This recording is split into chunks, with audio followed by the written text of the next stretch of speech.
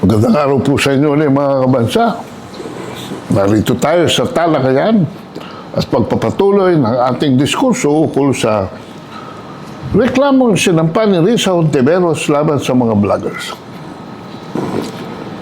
At sinasabi ko na merong portion doon sa binitawan ni alias Rene na ako ay nagulintang. Pero bago yan, mga kabansa, huwag kalimutang mag-subscribe at ado paglinawan dito po sa ating channel. Ang nakadistorbo po sa akin ay yung binanggit ni alias Rene na presensya ng mga US Embassy personalities sa mga alleged meetings na inorganisa ng staff ni Risa Hontiveros para i-pre-program ang mga testimonya ni alias Rene. According to alias Rene, repetition intended. The senator's dalliance with foreign governments is of public record. Everyone does not, especially that one that does not have diplomatic relations with the Philippines.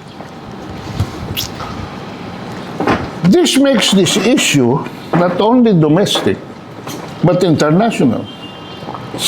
A losing senator has already been declared persona non grata by a neighboring country for his racist behavior, even in the very halls of the Senate.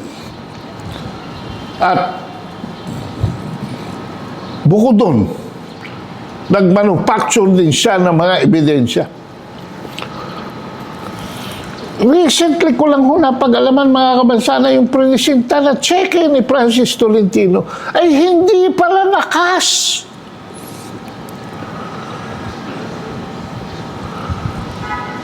Hindi ho nakas.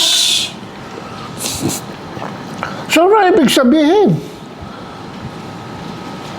Yung kopya ng cheque ay nakunan ng litrato ng espiya ni Francis Tolentino o di kay espiya ng mga padron ni Francis Tolentino mula sa China Embassy bago ito lumabas ng China Embassy.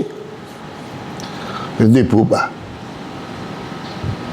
At paano naman mga kabansa ninyo sasabihin hindi pa consummated yung encashment ng cheque, nagbibintang na kayo ng kung ano-ano. Para kung may kulang, ano? So, bakit ko naman ipinasok dito si Francis Tolentino? Kasi po mga kabansa, what is on higher trial here is not the credibility of one or two senators, but the credibility of the Senate to police its own ranks. Will the senators show the same high tolerance of misbehavior by one of their own against public interest? The Philippine Senate last censured one of its members in 1995, specifically Senator John Henry Osmeña, who was censured for his unparliamentary conduct. Ang conduct lang ho yan, kabastusan, sa madalit sabi. Related to his actions during the heated debate involving Senator Miriam Defensor Santiago.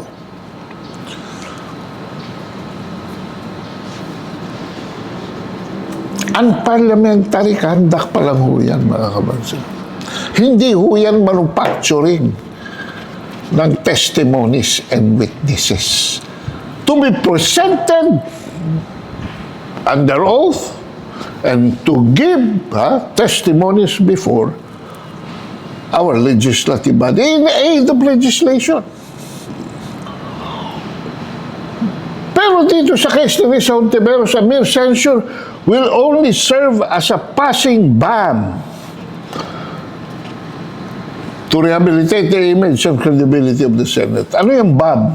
B-A-L-M. Yung para kung ointment lamang, para kung medyo kumikirot yung joint ay maibsan panandalian. And just as bakit hindi ko sesensure si Tolentino? Kasi mga kabansa, for his racist behavior, tinanggal na ho na electorate si Francis Tolentino. Ginawara na ng karma. Pero in the case of the Philippine Senate, in application to Risa Ontiveros, I certainly believe that she must be purged from the ranks of the Senate. The Senate has the power to punish its members for disorderly behavior. And with the concurrence of 2/3 of its members, to suspend or expel a member. This is outlined in the Senate rules and is also consistent with constitutional provision that each House can determine its own rules and proceedings. Given the present situation that the Philippine government has a trust deficit with the people, ang babaho ng rating, lalo na ng lower house. The Senate can cut clean from its ugly past of corruption, abuse of power, and incompetence by removing Hontiveros in order to have a fresh start to the 20th Senate. At dito, ibubulgar na natin that in May 2023, Hontiveros visited Taipei, Taiwan to meet with President Tsai Ing-wen and Foreign Minister Joseph Wu amid China's perceived aggression in the region. She became the first sitting Philippine government to visit the country, with which the Philippines does not maintain official diplomatic relations due to its adherence, due to our belief, due to our conviction, due to our support of the One China policy.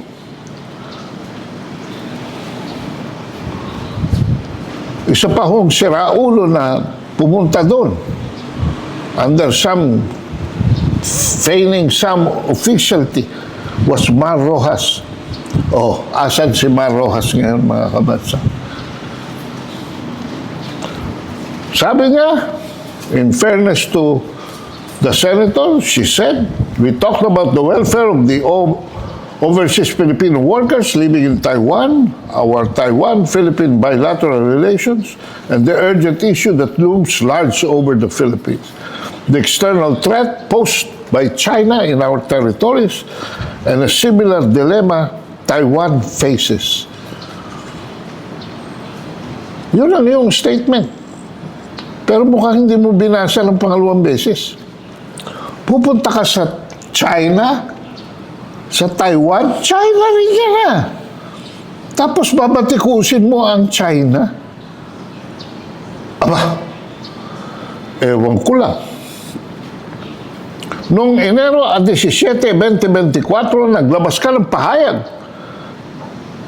Kaugnay ng babala umano ng China sa Pilipinas matapos ang pagbati ni Pangulong Bongbong Marcos ng bagong halal na presidente ng Taiwan na si Lai Ching-te. A wrong cannot be corrected by another wrong. This administration, at ikaw, member ka ng supermajority, should put your act together. We cannot have the president, the chief architect of the foreign policy, say one thing, while the Department of Foreign Affairs says another thing. Sabi mo mismo, Hontiveros. May niyari mo pa si Marcos, niyari mo pa si Secretary Enrique Manalo. Pagpabida-bida mo pa lang dyan sa Taiwan female president na yan. Bukod dito, binigyan din ng senador na walang karapatan ang China. Ha? Walang karapatan ang China manduhan ang Pilipino kung anong dapat sabihin. Eh bakit ikaw? Anong karapatan mo na manduhan ng China kung anong kanya sabihin? Eh, ang hirap, wala kang training sa diplomacy, tira ka ng tira. You assume functions that are not your own, you make false representations. In any case, sabi mo, China has no business telling the Filipinos what to say or not to say. Wala silang karapatan pag manduhan tayo. Gaya ng wala silang karapatang maglayag dyan sa West Philippine Sea. Risa Ontiveros, there is no West Philippine Sea, according to Rodante Marcoleta. Tinanong mo ba muna si Dante kung bakit? Tira ka na ng tira. Use ka na ng use ng terms na hindi mo naman naiintindihan. Dagdag pa niya, as I've called before, we must review the so-called One China policy. China has done far worse things in our territories compared to the congratulatory message to Taiwan. What territories are you talking about? What Philippine territories are you talking about? All our claims in the South China Sea are disputed. Wala tayong clean titles dyan. Nagsimula lang tayo magkukupa ng mga isla dyan noong 1971 at formally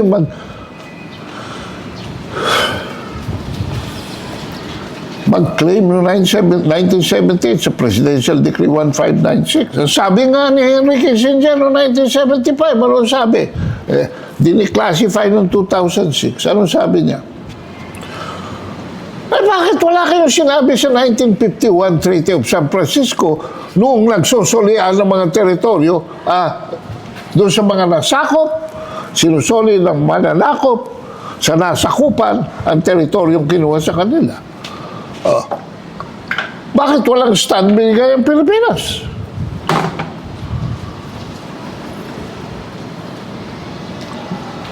Dalawang araw pa lamang binati ni Marcos si Ahente para sa pagkapanalo nito sa halalan. Isa ring diplomatic popa.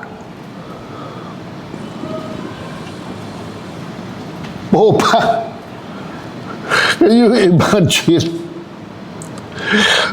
President of the Republic of the Philippines congratulating the President of another country that is not even a state.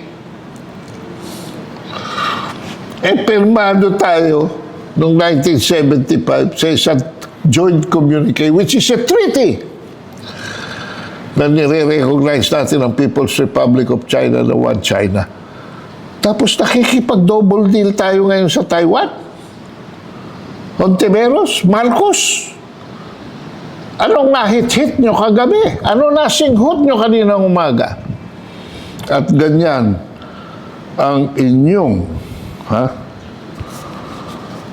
Well, anyway, nagpapabigat ito si Ontiveros. She's claiming na siya nag-manage ng joint senatorial campaign ni Bam Aquino at saka ni Pangilinan. At siya rin ang, of course, ang titular head ng Akbayan. At siya rin, Akbayan din, ang unang nag-file ng